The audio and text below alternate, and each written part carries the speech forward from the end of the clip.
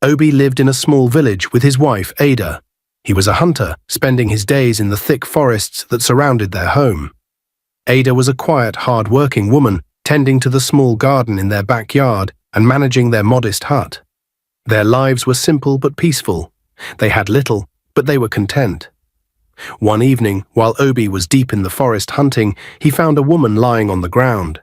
She was covered in dirt, her clothes torn, and she looked as though she had been wandering for days. Without thinking twice, Obi lifted her and carried her back home. When Obi brought the woman into their home, Ada's heart sank. She couldn't hide her discomfort. The woman, whose name was Bisi, had a strange presence about her. Ada couldn't shake the feeling that something was terribly wrong, but Obi insisted that Bisi was lost and needed their help. Ada kept quiet, but deep down she didn't trust the stranger who now lay in their home. The next day, as the sun rose over the village, Obi prepared to go hunting. He grabbed his bow and arrows and turned to Ada, telling her he would return before nightfall. Ada, her mind still uneasy, asked if she could go with him. She didn't want to be left alone with Bisi, but Obi assured her there was nothing to fear. He told her to stay home and rest, promising to be back soon. Reluctantly, Ada watched her husband leave, disappearing into the forest. She was left alone with Bisi, whose presence made the air in their home feel heavy. Ada tried to distract herself by tending to her garden in the backyard, but the thoughts of what she had seen the night before plagued her mind.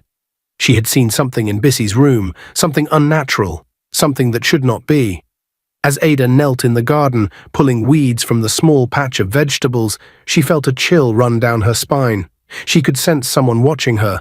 Slowly she turned around, and there stood Bisi, her dark eyes fixed on Ada. Bisi's expression was cold, her face emotionless, but her eyes burned with a strange intensity. Stepped forward, her movements slow and deliberate.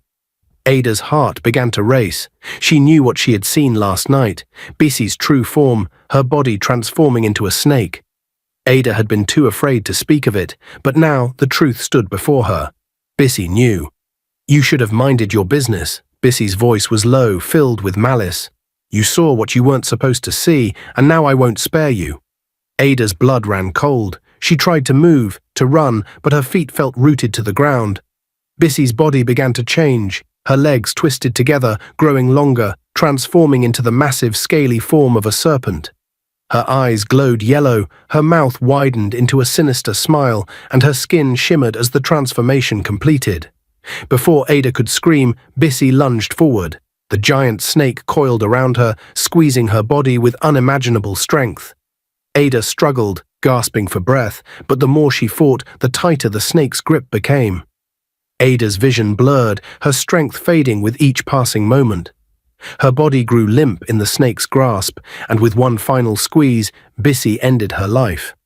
After the dark deed, Bisi slithered away from the scene, her serpent form gone, and left the house as though nothing had happened. Bisi walked into the village market, her face calm and composed, as if her hands were clean. She smiled at the vendors, exchanged greetings with the women buying and selling food, blending into the crowd as though she had not just killed Ada in cold blood. Her disguise was flawless. No one suspected anything unusual about her. She wandered from stall to stall, pretending to be just another villager going about her day. Meanwhile, back in the forest, Obi was focused on his hunt when a strange feeling washed over him. It was as if the wind had whispered to him that something was terribly wrong. His heart raced and a chill crept up his spine. It wasn't a normal feeling. He had spent years in the forest, trusting his instincts, and this time they were screaming at him to go home. Without hesitating, Obi abandoned his hunt and hurried back to the village. His feet moved quickly, but the sense of dread grew with each step. By the time he reached his home, he was out of breath, but there was no relief waiting for him. The house was quiet, too quiet. There was no sign of Bisi or Ada.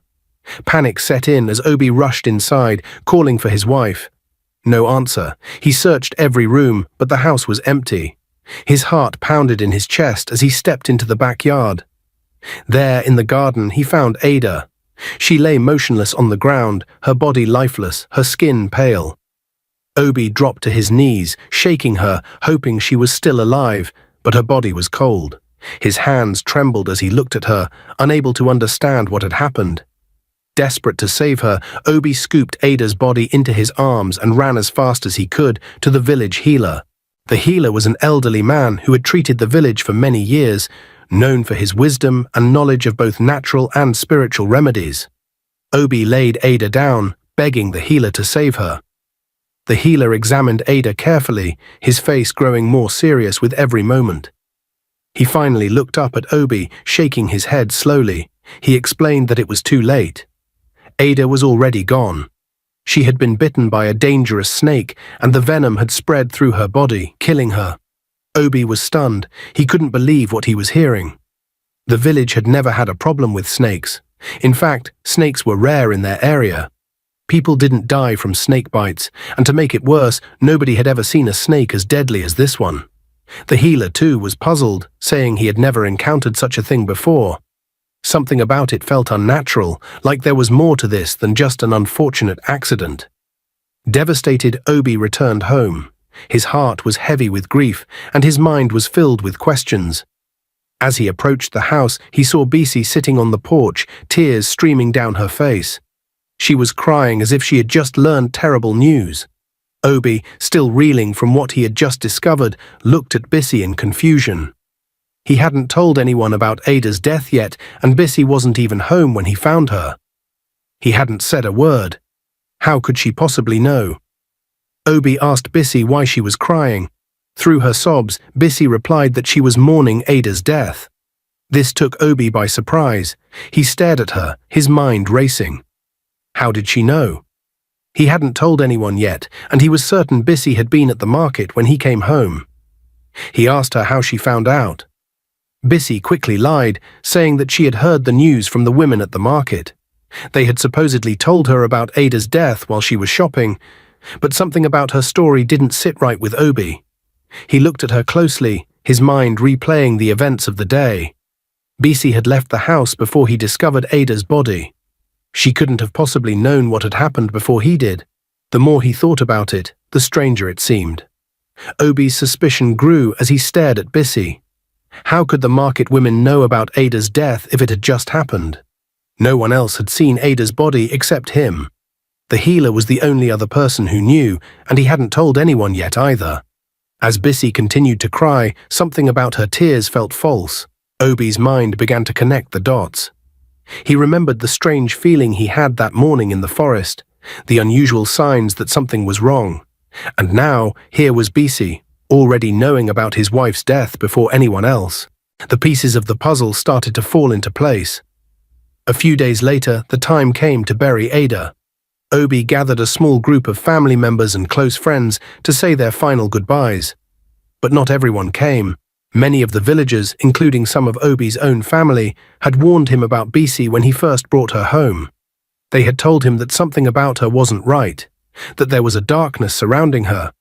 But Obi had brushed off their concerns. He had believed that Bisi was just a lost woman in need of help, and he hadn't wanted to listen to anyone else. Now, many of those who had warned him refused to attend the burial. They were angry with him. They felt that he had ignored their advice, and now Ada had paid the price. Some whispered behind his back, saying that if only Obi had listened, his wife would still be alive. Others didn't even bother to whisper, their cold stares and absence at the burial saying more than words ever could. The burial was a small, somber affair. The air was thick with sorrow, and the few people who did attend stood in silence as Obi lowered Ada's body into the ground. His heart was heavy with grief. After the burial of his wife Ada, Obi tried to return to his normal life, but things had changed.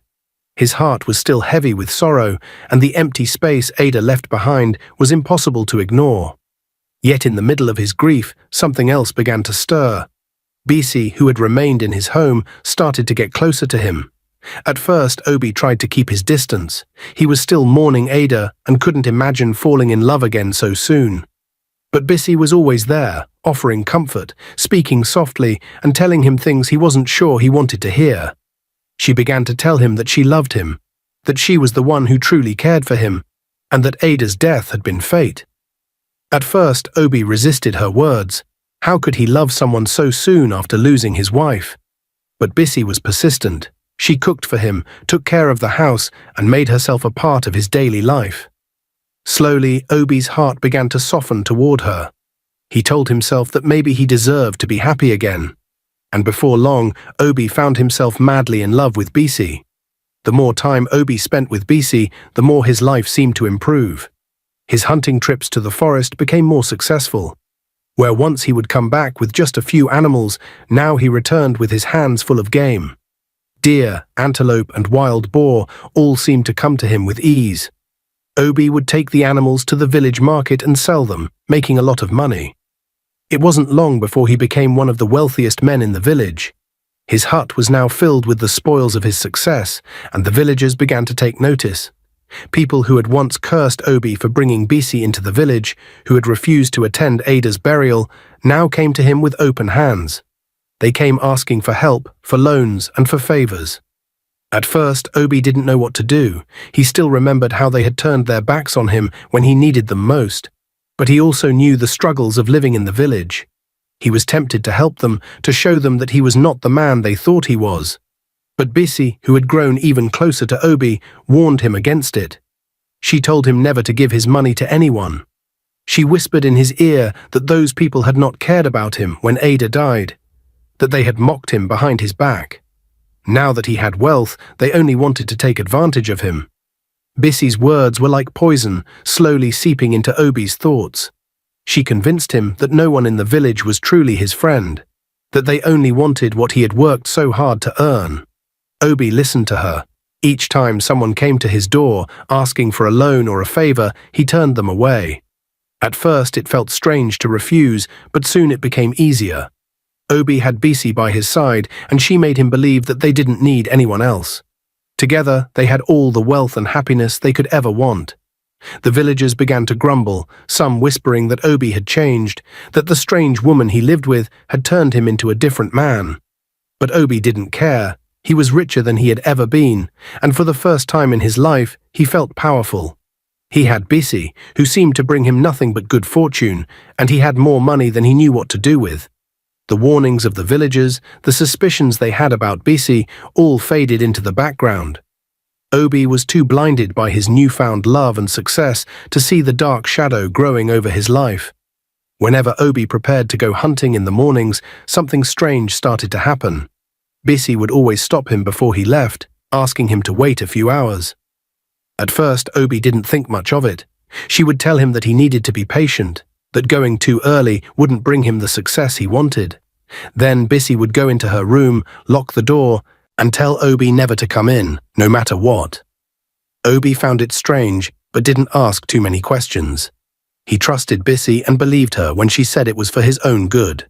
Behind that locked door, Bisi would transform into a massive snake, her true form. She would slither out through a hidden hole in the wall, unnoticed by anyone. Once in the forest, she would head straight to the spot where Obi usually set his traps.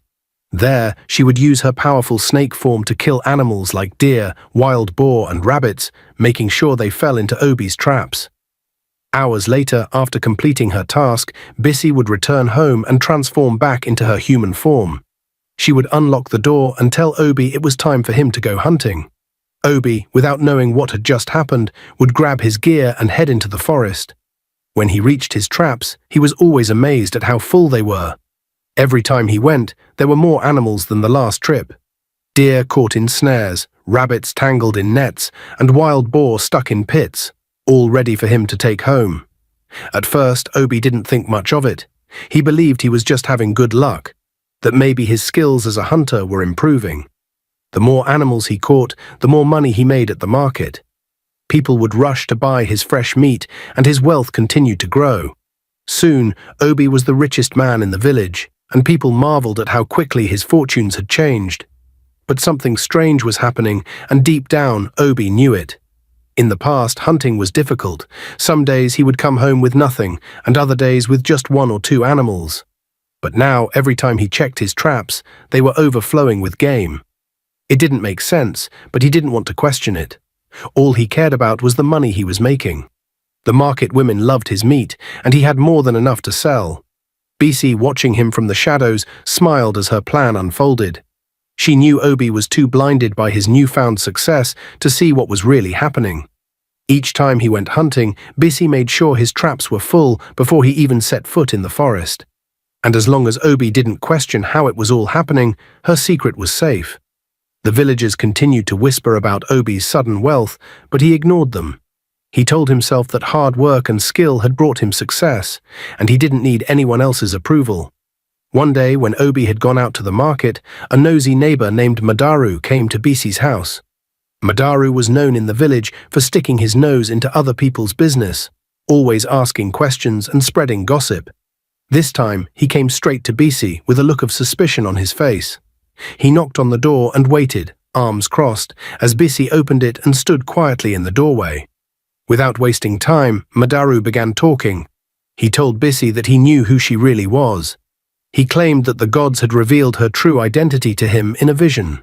He said that she wasn't an ordinary woman, but a snake in disguise, a creature sent to the village with some dark purpose. Madaru didn't know yet what her mission was, but he warned her that the gods would not allow her to harm the village. His words were sharp, filled with accusations, as he called her names and insulted her. He even said that it was no wonder strange things had been happening since she arrived. Bisi stood there silently, her face calm, as Madaru's words poured out. She didn't respond, didn't argue or defend herself. She simply watched him with cold, dark eyes, her expression unchanged. Madaru took her silence as proof that he was right. He puffed up with pride, thinking he had exposed her secret. After throwing a few more insults her way, Madaru left, stomping down the road, muttering to himself about how he would uncover her true plans soon. 2 days passed after Madaru's visit, and life in the village continued as usual. But then something unexpected happened. Madaru went to his farm, as he did every day, to check on his crops. The sun was high, and the air was hot and dry. As Madaru walked between the rows of his crops, inspecting his plants, he suddenly froze in his tracks. There, right in front of him, a large snake appeared, coiled and ready to strike. Before he could move or cry out, the snake lunged forward and bit him on the leg, screamed in pain, stumbling backward and clutching his leg where the snake's fangs had sunk deep into his flesh. The venom spread quickly through his body, and within minutes he collapsed on the ground, gasping for breath. By the time some villagers heard his cries and rushed to help, it was too late. Madaru was already dead.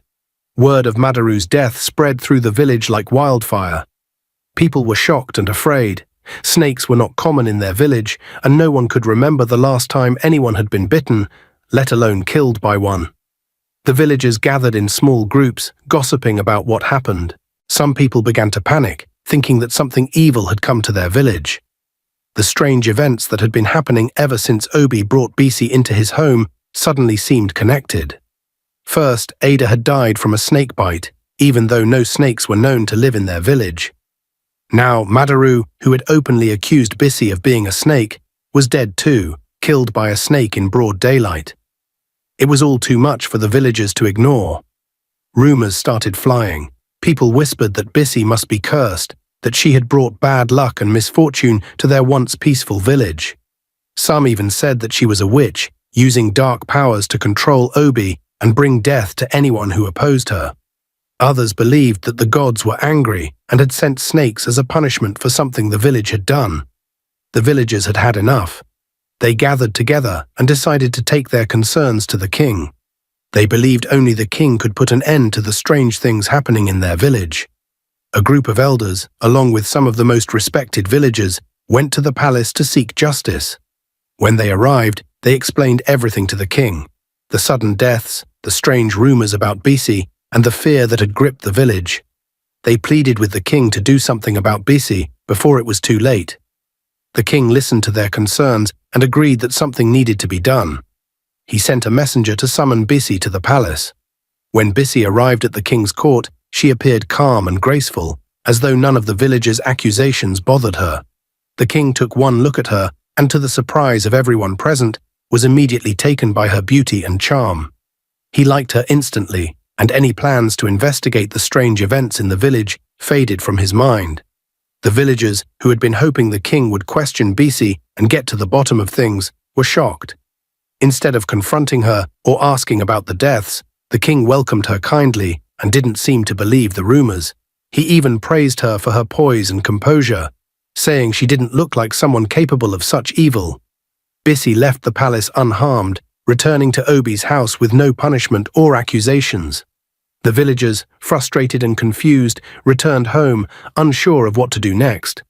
They had hoped the king would take action, but now it seemed like they were back where they started, with no answers and even more fear. When Bisi got home, Obi was waiting for her.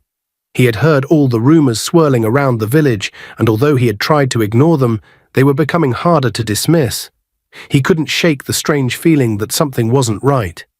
When he saw Bisi, he finally gathered the courage to ask her about the rumors. He wanted to know if any of them were true. Were people really dying because of her? Was she connected to the strange snake bites? Bisi, seeing the worry in Obi's eyes, burst into tears. She cried and told him that it was all lies. She said the villagers were only trying to ruin her, that they were jealous of how much Obi loved her and how successful they had become. She insisted that she had done nothing wrong and that all the deaths were just terrible accidents. Obi, who still cared deeply for Bisi, was torn. He didn't want to believe the worst about her. He remembered how happy she had made him and how his life had changed for the better since she came into it. Her tears and words softened his heart, and once again he found himself believing her. He told himself that the villagers were just superstitious and looking for someone to blame. Soon Bisi began secretly visiting the king behind Obi's back. She would sneak out whenever Obi was away at the market or in the forest, going to the palace to see the king. The king had become even more enchanted by her since their first meeting, and their meetings became more frequent.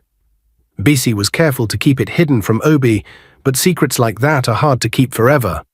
One day, Obi heard whispers in the village. People were talking about how Bisi had been seen visiting the palace regularly.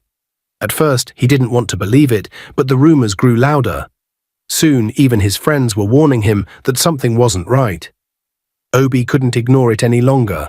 When he confronted Bisi, he asked her directly if what he had been hearing was true. Had she been seeing the king behind his back? Bisi, as usual, tried to deny it. She turned on the tears, claiming it was all just more lies spread by the villagers who hated her. But this time, Obi wasn't so easily convinced. For the first time, doubt crept into his mind, and he began to wonder if Bisi had been hiding more from him than he realized. They had a big fight that night. Throughout that entire month, something strange also happened in the forest. No matter how hard Obi tried, he couldn't catch any animals in his traps. Every time he went hunting, the traps were empty. This had never happened before, and it made Obi even more suspicious. He started to wonder if there was a connection between Bisi and his hunting success. Could it be that she was somehow controlling the animals in the forest, filling his traps before, and now, because of their fight, she had stopped? The more Obi thought about it, the more it made sense. Ever since Bisi had entered his life, his fortunes had changed. He had become rich, his traps had been full, and the villagers were afraid of her. But now, after their argument, it was as if his luck had run out. No animals, no wealth, no success. It was all too strange to be a coincidence. One day, after weeks of tension, Obi apologized to Bisi, hoping to make things right. And just like that, the next time he went hunting, his traps were full again. The forest seemed alive with animals, and Obi couldn't ignore the strange connection anymore. It was as if Bisi had the power to control his fate. The thought made him uneasy, but he kept it to himself, unsure of what to do. Meanwhile, in the palace, the queen had also heard the rumors about her husband's affair with Bisi. It was no secret that the king had been acting strangely ever since Bisi started visiting. The queen confronted the king, demanding to know if the rumors were true. She asked him directly if he had been seeing Bisi in secret. The king, not wanting to admit the truth, denied everything. He told the queen that there was nothing between him and Bisi, that people were simply spreading rumors to cause trouble. He insisted that Bisi was just a villager and that there was no reason for the queen to worry. But the queen wasn't convinced. She had seen the way the king looked at Bisi and knew there was more to the story than he was admitting. Despite the king's denial, the rumors continued to spread. The village was buzzing with gossip, and both the king and Obi were caught in the middle of it. Bisi's influence over both men was growing, and everyone could see it. The once peaceful village was now divided by suspicion, lies, and fear. One afternoon, the queen, unable to tolerate the rumors any longer, decided to visit Obi. She had heard enough whispers about Bissie's involvement with the king and knew she needed to confront the situation directly. Arriving at Obi's house, the queen spoke in a firm voice, demanding that Obi warn Bissie to stay away from her husband. She was tired of the rumors, tired of the lies, and she would not let Bissie ruin her marriage. Bissie, who had been nearby, overheard the conversation from the other room. She listened quietly as the queen issued her warning, a cold smile creeping across her face. She did not react or confront the queen at that moment, but in her mind plans were already forming. She would not allow anyone, not even the queen, to stand in her way. A few days later, tragedy struck the palace. The queen, who had been healthy and strong, suddenly slumped to the ground while in her chambers. Her servants rushed to her side, but it was too late. She died quickly and without explanation. The village was shocked. Whispers filled the air once again, and many began to suspect that Bissie had something to do with the queen's sudden death, but no one dared to speak it aloud. A few weeks after the queen's death, the king gathered his closest advisors and kingsmen. In a surprising announcement, he declared that he planned to marry Bissie. The news sent shockwaves through the village. Everyone knew that the king had only recently lost his queen, and for him to marry so soon, and to Bissie of all people, was unthinkable. Yet despite the surprise, no one dared to question the king's decision. His word was law, and no one had the courage to challenge him, not even his closest advisors. When Obi heard the news, he was filled with rage and confusion. He couldn't believe that Bissie, the woman he had brought into his home, was now set to marry the king. The thought of losing her to the king was unbearable, and so, filled with anger, he confronted her. He demanded answers, asking her how she could betray him like this. Bissie, as always, remained calm. She told Obi not to worry, that everything was part of her plan. She asked Obi if he wasn't interested in something greater, something more powerful than what he had now. Obi, still angry but curious, asked her what she meant. She looked him in the eyes and asked if he wasn't interested in becoming the king himself one day. Obi was surprised by the question, said yes. Of course, the thought of being king had crossed his mind, but he didn't understand how that was even possible. Bissie smiled and told him to be patient, that soon he would understand. She assured him that everything was under control and that all he had to do was stay quiet and trust her. Though Obi still didn't fully understand what Bissie had in mind, her words stirred something inside him. The idea of becoming king, of having power and control, excited him. Bissie, meanwhile, was already planning her next move. She had woven herself deep into the lives of both Obi and the king, and now she was on the verge of achieving something far greater than either man could imagine. All she needed was time, and as long as Obi remained loyal to her, her plans would soon unfold. Obi, though still confused and filled with doubt, agreed to stay quiet. He didn't know exactly what Bissie was planning, but he couldn't shake the feeling that something big was coming, something that would change everything. Some of the villagers, unsettled by the sudden rise of Bissie and the strange things happening in the village, decided to seek help from the village priest. They were afraid of Bissie, but they knew that the village priest, with his wisdom and connection to the gods, might be able to shed light on who or what she really was. So a group of them gathered their courage and made their way to the priest's shrine. When they arrived, the priest, an old man who had served the village for many years, welcomed them with a serious look on his face. He could sense their fear and worry. The villagers explained everything, the strange deaths, the gossip, and how Bissie was now going to marry the king. They begged the priest to use his powers to find out the truth about her and help them stop whatever evil she was bringing to their village. But to their shock, the priest's face darkened. He looked more fearful than they had ever seen him. He told them that he could not reveal anything about Bissie, not because he didn't know, but because even speaking about her would bring great danger. The priest trembled as he warned them that Bissie was no ordinary woman. She was far too powerful, and no one could stop her mission. Not yet, at least. The villagers left the shrine feeling helpless. Even the priest, the man they thought could save them, was too afraid to do anything. Meanwhile, back in the village, the king went ahead with his plans and married Bissie. The ceremony was grand, with all the kingsmen and chiefs present. The village was filled with whispers, but no one dared speak out against the king's decision. Bisi, now queen, had secured her place in the palace, and her influence over the king only grew stronger. Obi watched all of this in silence. Though Bisi had told him to trust her, it still hurt to see the woman he once loved marry the king. As the days went by, he tried to keep a low profile, but not everyone in the village was so kind. One of Obi's neighbors, a man who had never liked him, came to his house just to mock him. The neighbor laughed at Obi, calling him a foolish man for allowing the king to take his woman right in front of him. He jeered at Obi, saying he should have been more careful instead of trusting someone like Bisi. Obi, filled with anger and shame, listened as the neighbor continued to insult him. The words stung, but deep down, Obi knew there was nothing he could do. He had chosen to believe in Bisi, and now everything was slipping out of his control. Even though Bisi had promised him something greater, he couldn't shake the feeling that he had lost everything.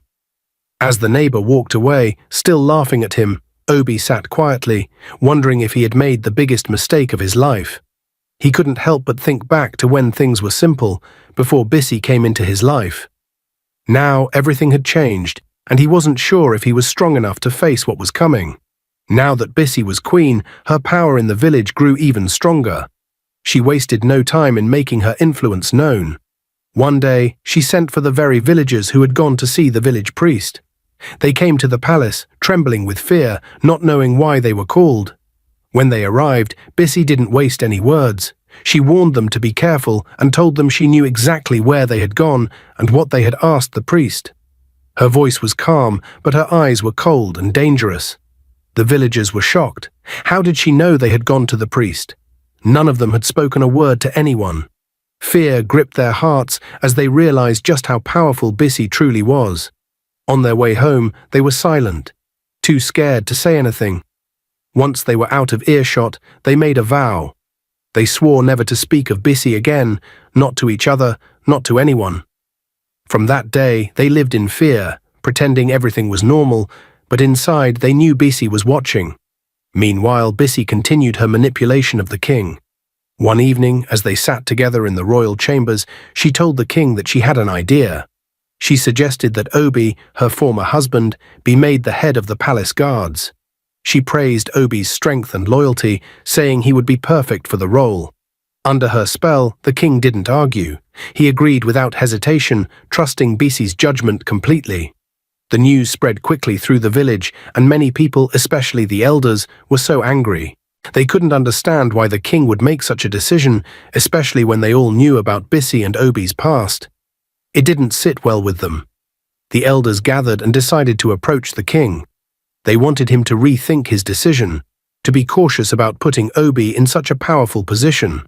When the elders went to the palace and expressed their concerns, the king was furious. He stood up and warned them to mind their own business. He told them that he loved his wife, Bisi, and trusted her completely. He didn't care what anyone thought about Obi's appointment. The elders, shocked by the king's outburst, had no choice but to leave quietly. They were deeply troubled, but there was nothing they could do. The king was blinded by his love for Bisi, and no one dared to challenge him further. As time passed, it became clear to everyone that Bisi was the one pulling the strings in the palace. The king did whatever she asked without question, and the villagers grew more fearful of her by the day. The once peaceful village was now a place of whispers, secrets, and fear. No one dared cross Bisi, and those who had tried were either dead or too scared to speak. Obi, now the head of the guards, was unsure what to make of his new position. He knew that Bisi was behind it, but he still didn't fully understand her plans. All he could do was follow along, hoping that whatever she had promised him would one day come true. But deep down, a part of him still wondered if he was being led down a path he couldn't escape. One night, as Obi lay in his room, Bisi appeared at his door. Her eyes glowed with a strange light, and her voice was smooth and commanding. She told Obi to follow her to the king's bedroom. Confused, Obi asked why. Bisi smiled and told him that the king was not home, and this was his chance to be closer to her in ways that would bring him more power. "Don't you want to become king?" she whispered. Obi looked at her, his mind racing.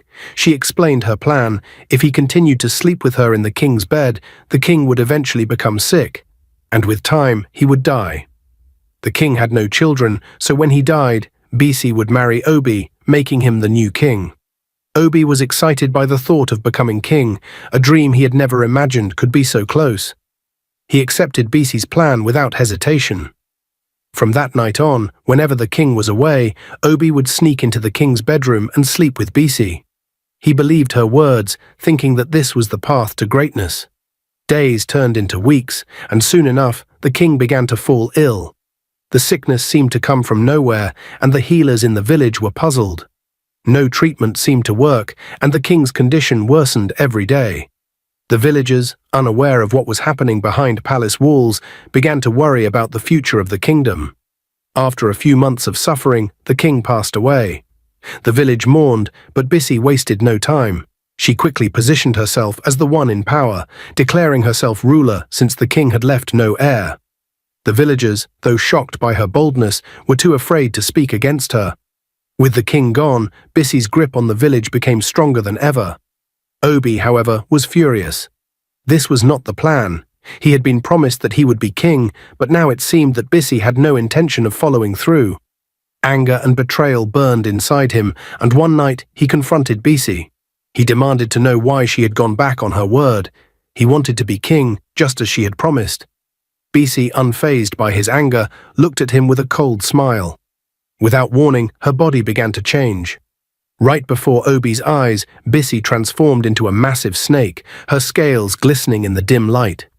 She slithered toward him, her eyes glowing with a deadly light.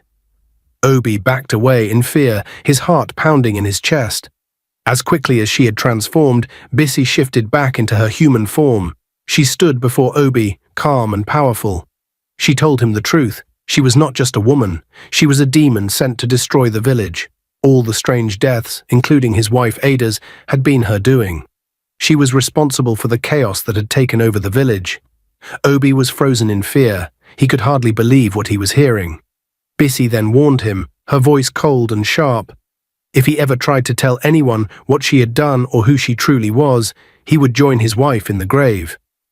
Obi, shaking with fear, knew that Bisi was not making idle threats. He was trapped, powerless against her. From that moment on, Obi lived in constant fear. He could no longer see a way out.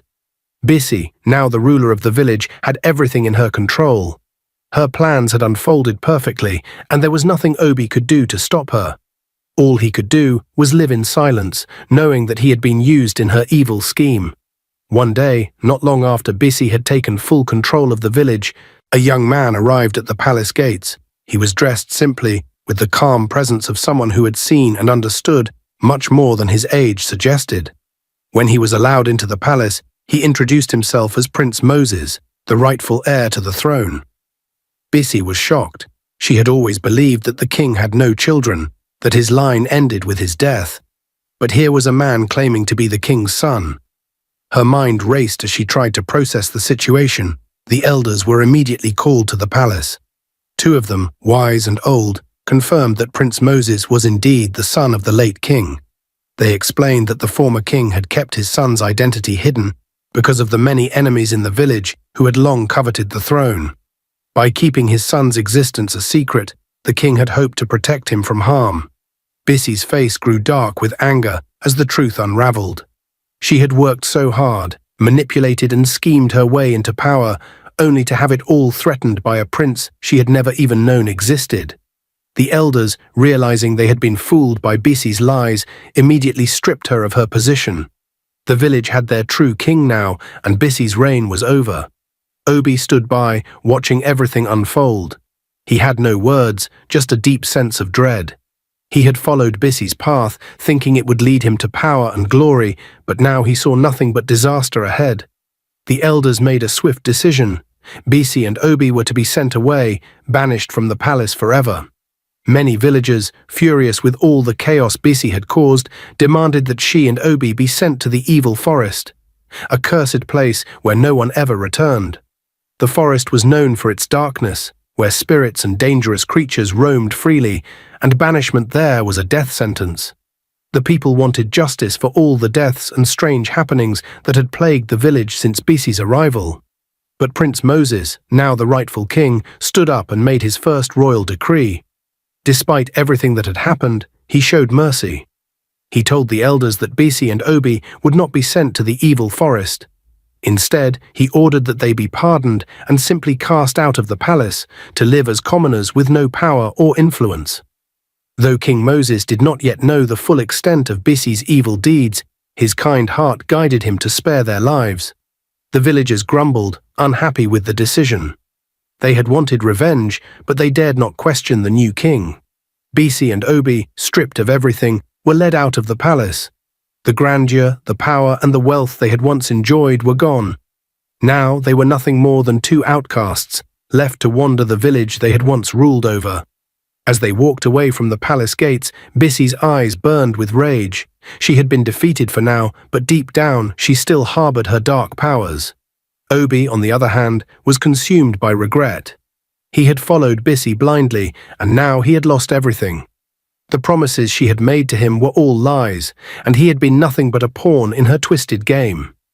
The village, though relieved that their true king had returned, was still wary. They did not know what Bisi might do next, but for the moment they were content to see her and Obi removed from the palace. One evening, while Bisi was out of the house, Obi decided it was time to make his escape. The fear and regret had grown too strong for him to ignore any longer. He quietly packed his few belongings, careful not to make a sound. He knew that if Bisi found out what he was doing, his life would be in danger. Once his things were gathered, Obi ran as fast as his legs could carry him, heading for his maternal village, which was far away. He had no plan other than to get as far away from Bisi as possible. All he wanted was to escape her grasp and start a new life, far from the dark path he had been led down. When Bisi returned home later that evening, she immediately noticed that something was wrong. The house felt empty. She searched the rooms and found that Obi was gone. Her rage boiled over. Obi, the one person she thought she could control, had abandoned her. Furious, she stormed out of the house and made her way straight to the palace. She wasn't going to let anyone take power from her, not even the prince. At the palace, Bisi attempted to use her usual charm and cunning. She tried to seduce Prince Moses, hoping to regain control by manipulating him as she had done with so many before. But the prince was not like the others. He saw through her lies and refused to give in to her. This rejection infuriated Bisi. She had never been denied what she wanted, and the fact that Moses stood firm only made her more determined to take action. In a fit of rage, Bisi reached into her bag and pulled out a small, sinister object, something filled with dark magic. She was about to use it against the new king, intending to destroy him and take back the throne by all means necessary. But before she could cast her evil spell, something powerful hit her from behind, as if the spirits themselves had intervened. Bisi fell to the ground, her body lifeless. The palace guards and the elders rushed to the scene, shocked by what had just happened. They realized that Bisi's evil deeds had finally caught up with her. The villagers, who had long feared Bisi, were relieved to hear that she was no longer a threat. Her body, filled with dark magic and wickedness, was taken to the evil forest. There, it was buried deep within the cursed land, where no one would dare go. The village elders made sure she was placed in the most desolate part of the forest, ensuring that her spirit would never return to haunt the village again. With Bisi gone, the village could finally breathe easy. King Moses ruled with wisdom and fairness, restoring peace and harmony to the land. The people no longer had to live in fear, and slowly life returned to normal. The strange events that had taken place over the past years became stories that the villagers would pass down from generations to generations. This story teaches that no matter how powerful or cunning someone may be, evil deeds will eventually lead to their downfall. Bisi's greed for power and her deceitful ways brought harm to many, but in the end she could not escape the consequences of her actions. Obi too learned a hard lesson. Following the wrong path, even when it seems promising, can lead to great regret and loss. It is important to choose wisely and to stay true to one's values, for the pursuit of power and wealth through wickedness will only bring ruin in the end. Dear viewers, if you enjoyed this story, please like, share and subscribe. Don't forget to turn on notifications for more inspiring tales. Stay blessed, and thank you for your support.